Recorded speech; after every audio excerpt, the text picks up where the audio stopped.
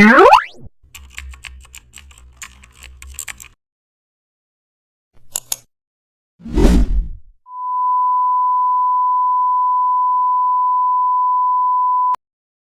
back to the channel and don't forget to like, share and subscribe for more updates. Today we are diving into an exciting tutorial how to clean ceiling marks in Photoshop. Open your image and zoom into dirty spots. Select a soft clone stem brush. Clean ceiling paints.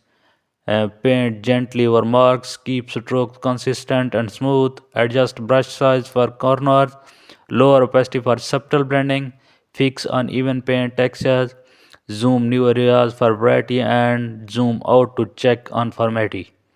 Add more strokes where shadows appear, blend transitions naturally, keep the ceiling looking clean and your ceiling becomes spotless. Thanks for watching.